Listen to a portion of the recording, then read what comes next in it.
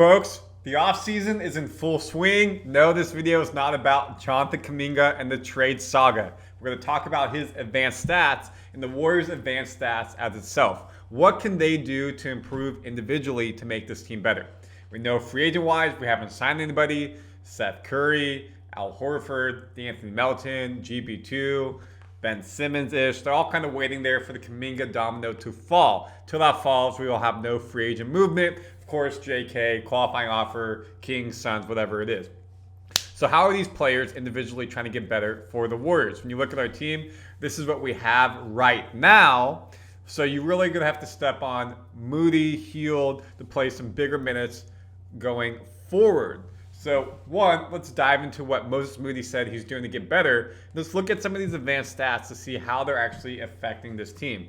Please like, please subscribe, please follow Warriors Digest for trade news, free agency, everything in between, game recaps when we come back. Myself and Arthur here for you. The Young Man and the Three podcast used to be JJ's Reddix. Obviously, he's the head coach of the Lakers now, doesn't host it. But Moses Moody went on to talk about what he's doing to get better this offseason. It's a pretty interesting take. So take a look. Mamba mentality. Is there something in the weeds that you feel like you've cracked in the last year that you feel like that you can say that you feel like you're particularly proud of? Yeah, I forgot y'all get in the weeds that's here. That's the point. Okay. So footwork, and that's like when I'm talking about ball handling is part of it, but just really the importance of footwork and like not even thinking about the ball as much. So if we square it up right here and I want to go right, well, my left foot stepping past your back foot, there's nothing you can do once I get there. And if I can't get there, then that means that you jumped all the way over there, so I'll go the other way.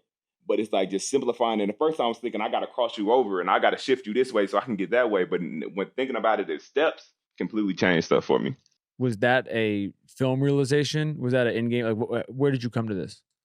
So last year, working with Dash Athletics, he was sitting there. He was trying to like get me to understand that for a while through the workouts. But I was recording every workout. So I had my man like as I was working out, like every drill, everything I was doing, he was recording it. And then after the fact, I would go home and watch all of my drills and stuff. And some reps felt better than others, and I didn't know why. And it didn't really crack to me until me and Dash started watching some Kobe footage. And Kobe was doing exactly what he was talking about. And then I went back and watched my footage, and I realized that simplicity of that one step, or those steps, and being purposeful with my feet. And that opened it up. Amazing. That's really good insight by Moses Moody right there. And if you're not a fan of Old Man of Three podcast, it's not just talking podcast. They like dive into the X's and O's of basketball. So it's really engaging to listen to Moses Moody talk about that. And you did see him have a little bit more burst last season. Obviously, he had some injuries as well that held him back, but he seemed like he was a more explosive player. When you look at his stats, so now let's go to his advanced stats. And we're going to do this for a couple players on this team, as I mentioned.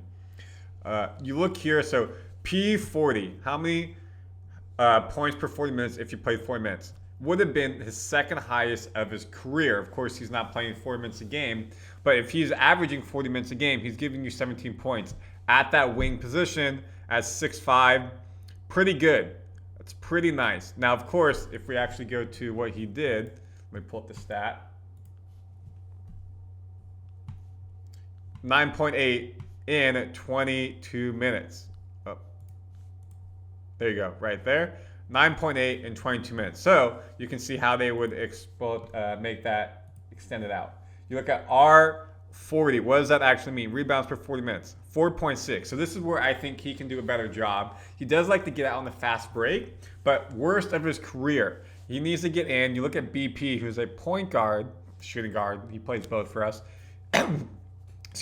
Is getting a bunch of rebounds. I think Moses Moody could take that back up to around 6 or 7 per 40. Of course, A per 40 is assist per 40, 2.3. Second highest of his career. But this is something where he's really getting the ball, doing a catch and shoot at the 3, or he's getting the ball and he's driving. He's not really a playmaker for other people. This is where he can do a better job. He just talked about footwork, getting by the player. That's where you can get by the player, put it off to Quinten Post in the post, kick it to somebody else. maybe do a pump fake and you give the 3 shot to somebody else. But he can do a bit better at doing more assists. And I think this will up-level this team. We know Warriors like assists. You look at TS, team shooting percentage would be if we counted for free throws and 3-pointers. True shooting percentage, total points times 50 divided by field goal attempts plus this mathematical equation. So the team shooting percentage would be 57.8%, tied for the previous year. Again, he's not the best shooter out there. If you look at his actual numbers, his shooting percentage right here, 37% from 3, 1-4 game, field goal percentage 43. This could get a bit higher. Again, he missed some open threes. He did make some good threes, contested threes. But I think getting to the rack a bit more, this will go up, and it will ease his game from outside the paint. Then you got typical AST, the percent of teams' possessions that end in assist, 12.4. So that's good. That means he's out there, ball's moving, you're getting assists. 12.4 game. Warriors usually try to get much higher than that, of course. TO stands for the percentage of teams' possessions that end in a turnover, 7. It was higher here, but has gone down a bit. Moody's pretty careful with the ball. USG, the number of possessions a player uses per 40 minutes, 17.3, second highest of his career. And then they don't have the actual real plus minus. However, 23-24, he was in the positive where he was in negative.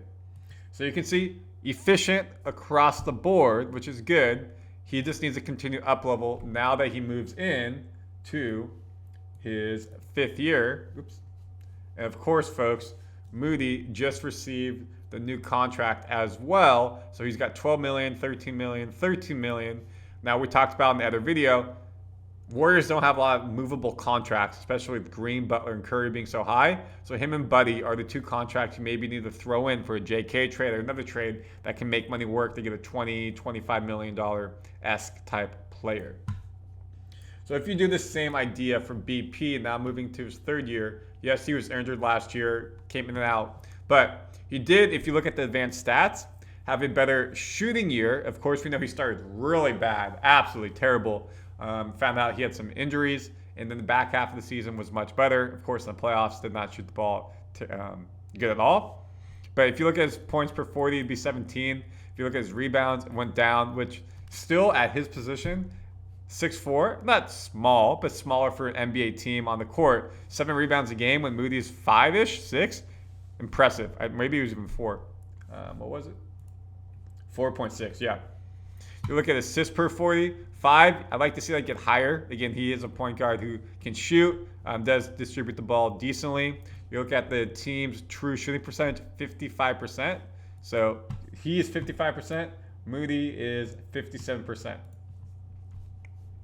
And you look at, again, unfortunately, there is no real plus minus as of right now. So just now we go to Jonathan Kuminga and how does he look at this? He's always been in the minus for the Warriors. You look at his points per 40, would have been the highest of his career. Of course, he didn't really play in the winter with his injury, and then did not play because of Butler, and then did not play coach's decisions. But points-wise, he's getting you the bucket. His rebounding, pretty good for his position as well, staying around 7 to 8 a game. Assists, not his play at all. He gets the ball, he drives multiple times. He's ruined the floor spacing multiple times. He's let the guy run by, could have made the pass, easier pass, but then holds the ball and does an ISO play. His true shooting percentage, team shooting percentage, not good there. Assist, again, not there. He's not moving the ball a lot. Turnovers was a bit high with him. We know that has happened. And his overall usage, the number of possessions the player uses per 40 minutes, pretty high. When he's out there, he's getting the ball in his hands. He's trying to make plays. Now, again, his real plus minus, I'd be interested to see what it was. It wasn't the best. Now, if you compare that to Steph, he's going to have a lot more, of course. If he's playing 40 minutes a game, which sometimes, he's playing a lot of minutes, 30 points a game, which on average is right where he's at. You look at his rebounds, 5 consistently, 5 to 6, better than his rookie years, his first years when it was around 4. His assists, 7.5, right up there with his career highs in that average, 2019, 9.5. And his real plus minuses, 10, 11. Impressive. Only 1 year of being a minus, and that was his rookie year. Be curious to see what this year was. Definitely, I think, was probably in the 4 to 6 range. But you can see, contributing to the team, staying up there. Draymond Green, you hear a lot about, is he actually benefiting this team? His real plus minuses, let me move my camera, are usually between 0 to 4, only 1 year of minus. So he's doing the dirty work on defense. Yes, he's a triple single on offense, but you can see here, if he was playing 40 minutes, he'd be getting you double digit in points.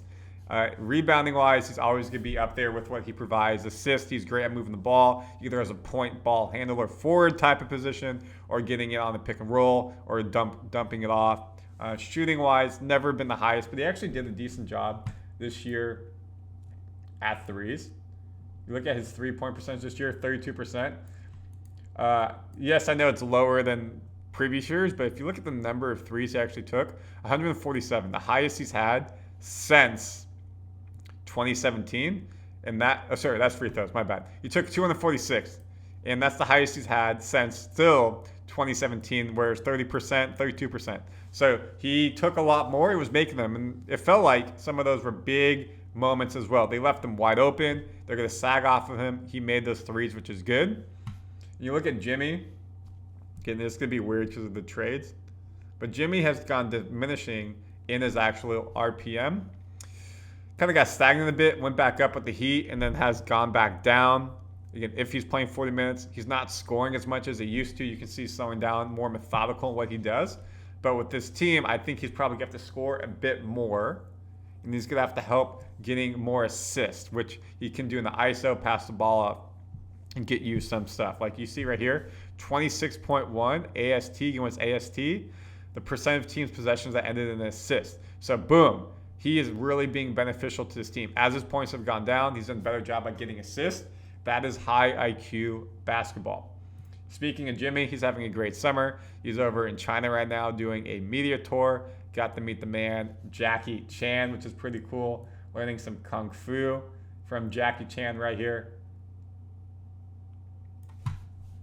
And just having a great time. China tour is a vibe.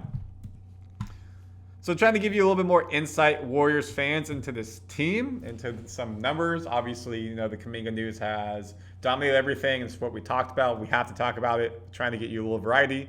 Comment your thoughts, like, and subscribe.